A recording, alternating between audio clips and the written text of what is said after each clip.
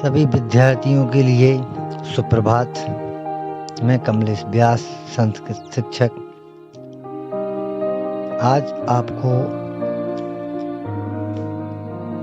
रुचिरा नामक पुस्तिका से पंचम पाठ पंडिता रमाबाई नामक पाठ पढ़ा रहा हूँ। स्त्री शिक्षा क्षेत्रे अग्रगण्या पंडिता रमाबाई 1858 तमे ख्रीस्ताब्दे जन्म अलभत। स्त्री शिक्षा के क्षेत्र में अग्रणीय पंडिता रमाबाई ने 1858 वर्षे ईस्वी में जन्म प्राप्त किया।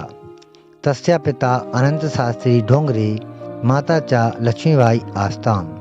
उनके पिता अनंत शास्त्री ढोंगरे और माता लक्ष्मीबाई थीं। तस्मिन् काले स्त्री शिक्षाया स्थिति चिंतनीया आसीत्। उस समय स्त्री शिक्षा की स्थिति चिंतनीय थी। स्त्रीणां कृते संस्कृत शिक्षणं प्रायः प्रचलितं नासीत्। स्त्रियों के लिए संस्कृत शिक्षा प्रायः प्रचलित नहीं थी।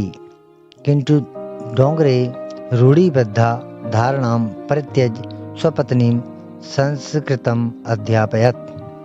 परंतु डोंगरे ने रूढ़िबद्ध धारणा का त्याग करके अपनी पत्नी को एतत् अर्थम इसलिए सा समाजस्य प्रतारणाम अपि असहत, इसलिए उन्होंने समाज की प्रताड़ना को भी सहन किया। अनंतरम रमा अपि स्वमातुं संस्कृत शिक्षां प्राप्तवती। उसके बाद रमा भी अपनी माता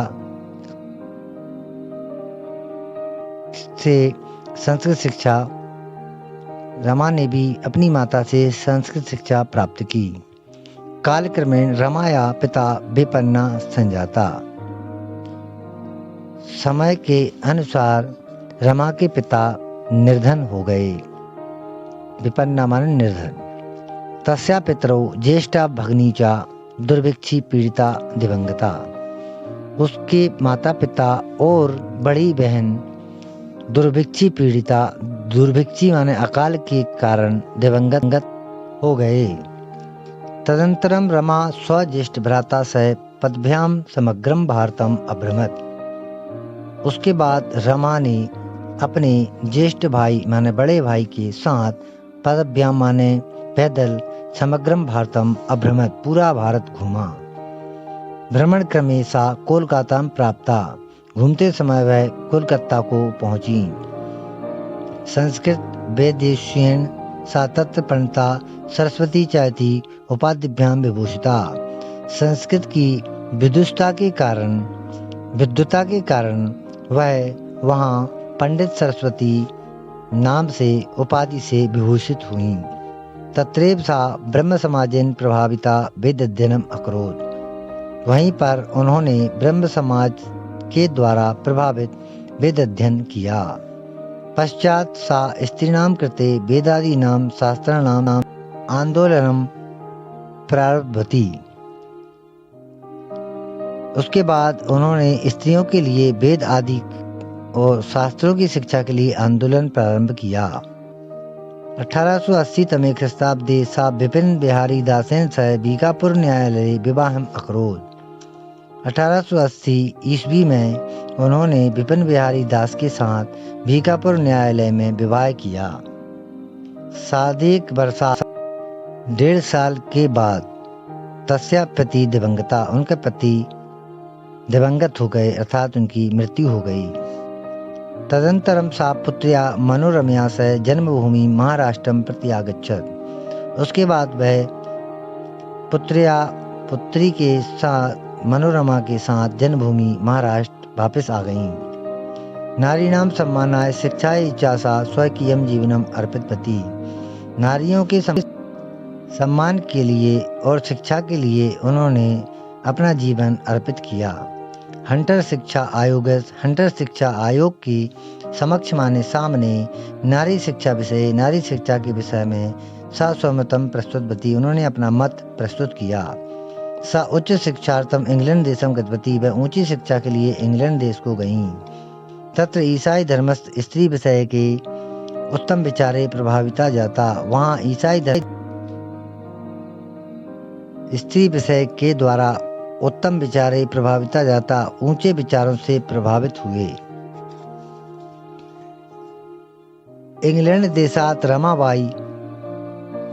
देश से रमाबाई अमेरिका देश गईं। तत्र सा भारतस्य विधवा स्त्रीणां साहाय्यार्थम अर्थसंचयम् अकरोत्। वहाँ उन्होंने भारत की विधवा स्त्रियों की सहायता के लिए धन का संचय किया। भारतं प्रत्यागत मुंबई नगरे सा शारदा सदनम अस्थाप्यत। भारत वापस आकर मुंबई नगर में उन्होंने शारदा सदन नामक स्थान की स्थापना की। अस्मिन् आश्रमे निस्सहाया, इस आश्रम में निस्सहाय स्त्रियां निवसन्ति स्म, स्त्रियां रहती थीं। तत्र स्त्रियां मुद्रण, टंकन, काष्ठकला आदीनांचा प्रशिक्षणम् अपि लभन्ते स्म। वहाँ स्त्रियां मुद्रण, टंकन, काष्ठकला आदि का प्रशिक्षण भी प्राप्त करती थीं। परम इदं सदनम पुणे नगरे स्थानांतरम जातम। परंतु यह घर, सदन माने घर, पुणे नगर में स्थानांतरित माने परिवर्तित कर दिया, बदल दिया।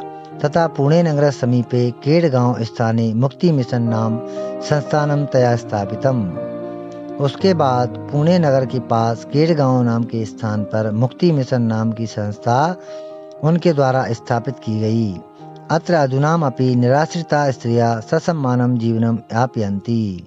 यहाँ आज भी निराश्रित स्त्रियां ससम्मान अपना जीवन यापन करती हैं। 1922 तमे ख्रीस्ताब्दे रमाबाई महोदया निधनम अभवत्। 1922 ईस्वी में रमाबाई महोदय का निधन हुआ। सा देश विदेशानाम अनेकासु भाषासु निपुणा आसीत्। वह देश विदेशों की अनेकों भाषाओं में निपुण थीं।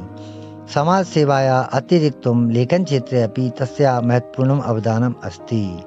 समाज सेवा के अलावा लेखन क्षेत्र में भी उनका योगदान है। स्त्री धर्म नीति हाई कास्ट हिंदू विमेन इति तस्या प्रसिद्धिम रचनाद्वयं वर्तते। स्त्री धर्म नीति और हाई कास्ट हिंदू विमेन नाम की उनकी प्रसिद्ध दो रचनाएं हैं।